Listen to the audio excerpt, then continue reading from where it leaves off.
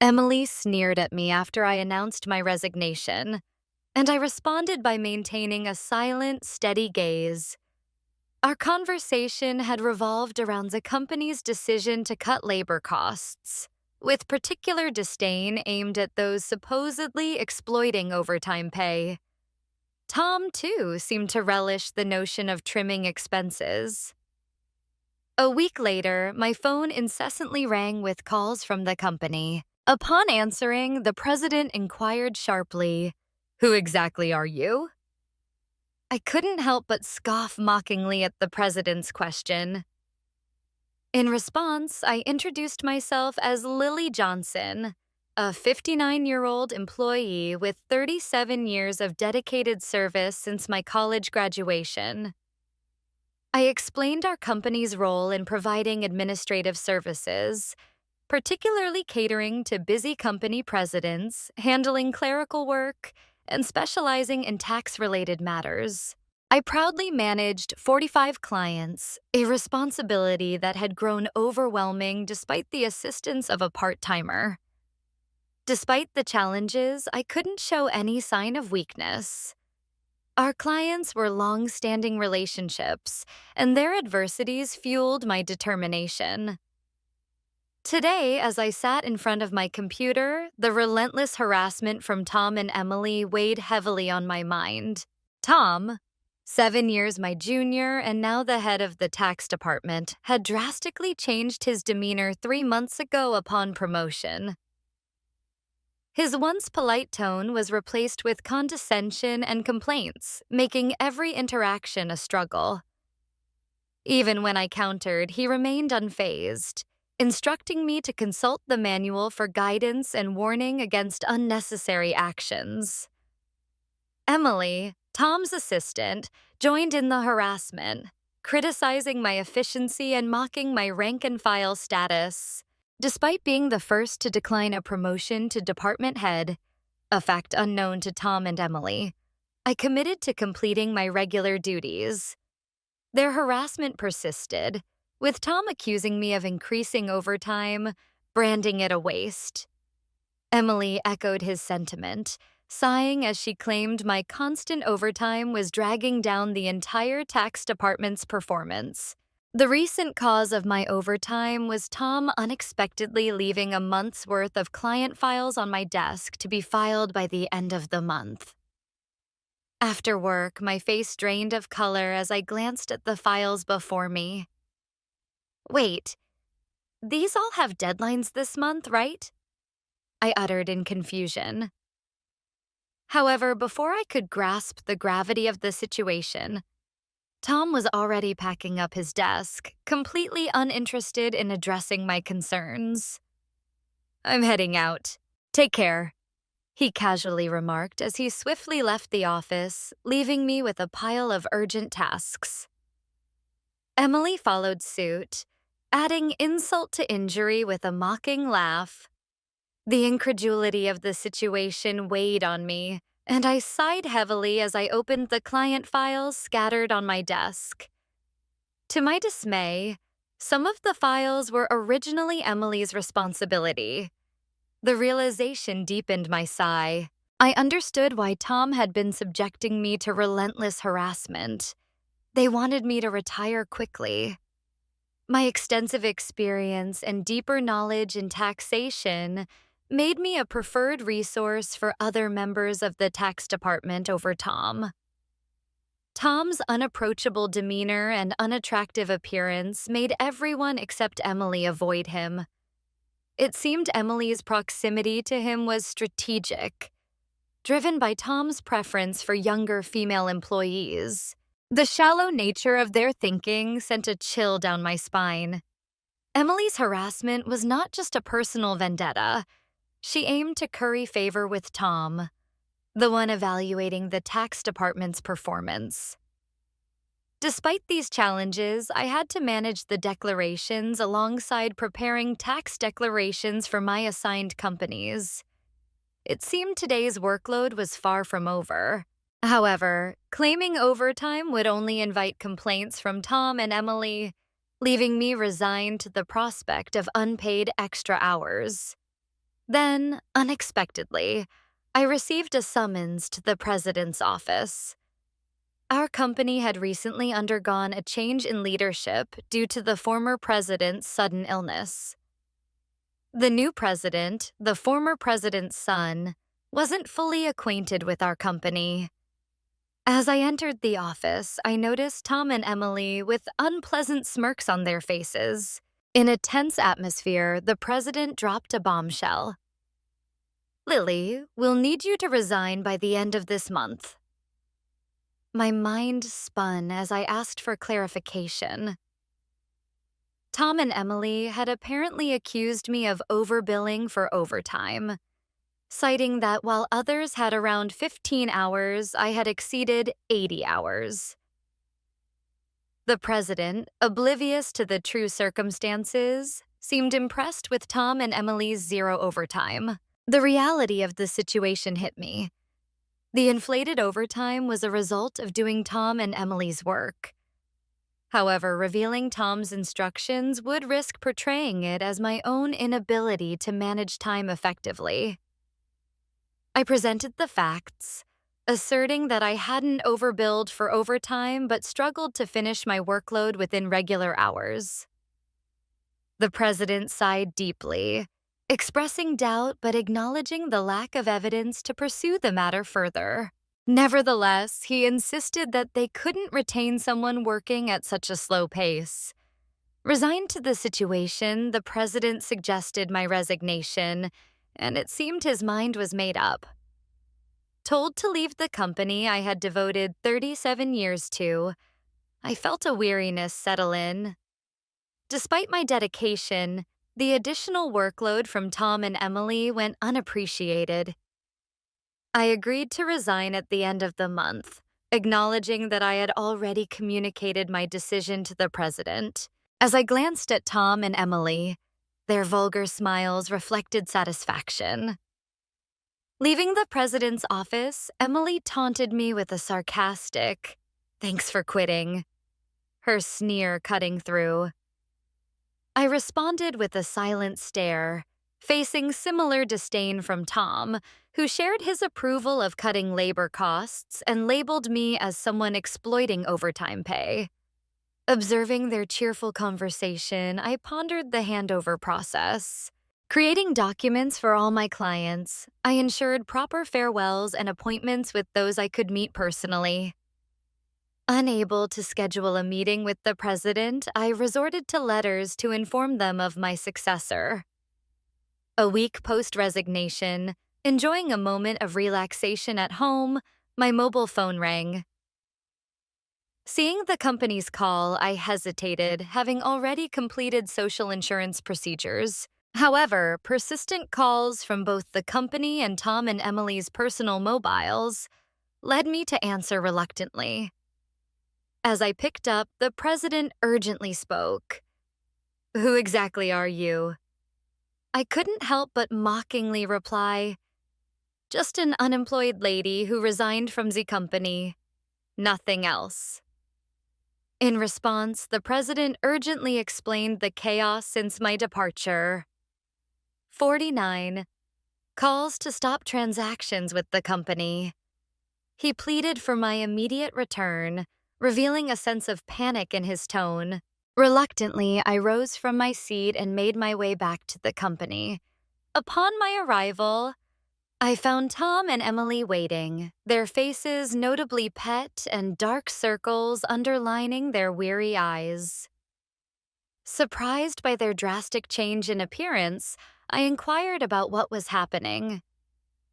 Tom glared at me and revealed, "Since you left, we've been bombarded with calls to stop transactions, not just from your clients, but also from prospective companies we were planning to introduce. What did you do?"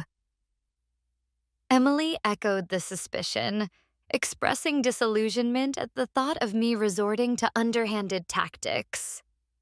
Their haggard appearance suggested the toll of handling cancellations.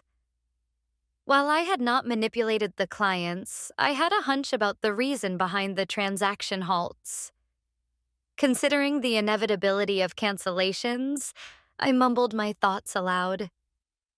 Tom, however, accused me outright, insisting I had orchestrated something. He demanded I go to the president's office immediately, forcefully escorting me there. Upon entering the president's office with Tom and Emily, the president greeted me with a direct look in his eyes. Tom declared, "President, I brought her," with an air of authority while Emily hurriedly followed suit. Ignoring their accusatory tone, the president questioned me about the abrupt halt in transactions after my departure. I took a deep breath and explained, "Our clients don't need us to manage their taxes. There are tax accountant firms that offer cheaper services. They continued with us because of me." Tom snapped back, questioning my self-worth, and Emily taunted me, both challenging my value to the company. Undeterred, I elaborated on my unique approach, offering tailored tax-saving strategies that resonated with our clients. Tom dismissed it as inefficient, arguing that their manual-based operations were more practical.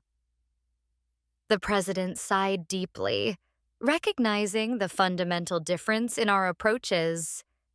In a serious tone, he said, "Actually," signaling a crucial revelation or decision to follow. I received a surprising call from my father, the former president. It turns out that some clients who had stopped transactions went directly to Dad to negotiate on my behalf. I hadn't anticipated clients going to such lengths for me. Dad emphasized that the tax department thrived because of my contributions. Not only did I manage my clients efficiently, but I also supported my colleagues' clients, possessing knowledge that even Tom couldn't match. Dad disclosed that if I hadn't declined the promotion, I would have held a higher position than a department head by now. The current president expressed regret with a pained expression. Emily appeared shocked, probably grappling with the idea that I could have been her superior. The president apologized for making me resign initially and asked if I would consider revoking my resignation. According to Dad, I was indispensable to the company. While I appreciated the change in the president's perspective, I hesitated to accept. Tom interrupted our conversation, visibly upset, and protested the president's decision, questioning why I was chosen over him. Emily echoed his sentiments, praising Tom's leadership and expressing disbelief at the preference for me.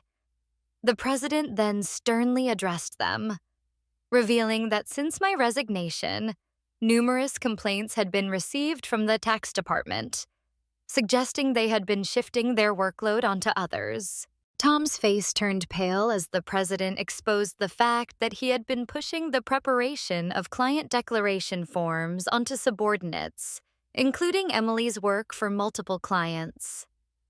The president pointed out the irony, considering Tom had accused me of being a salary thief. Observing Tom and Emily's pale expressions, the president continued by revealing an alleged leak about their romantic involvement. Tom struggled to defend himself, claiming he was merely mentoring Emily as her superior. However, the president produced receipts from the accounting department indicating dining expenses filed by Tom. Confronted with evidence, Tom, sweating profusely, was unable to provide a convincing explanation.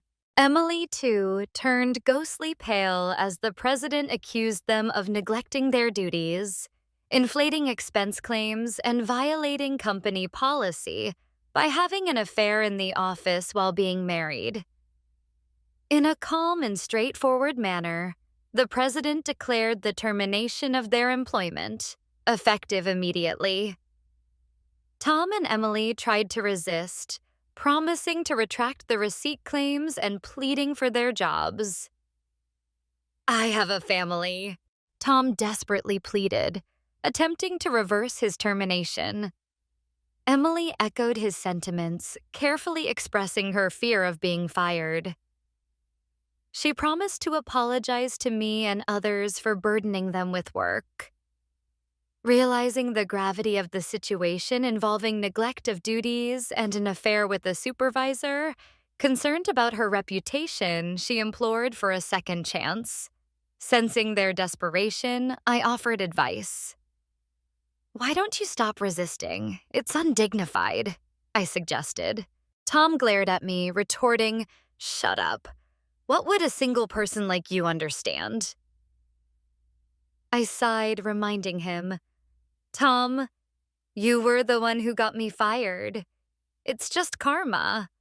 What goes around comes around. Why don't you take some responsibility and reflect a bit?" Frustrated, Tom looked away while Emily bit her lip in distress.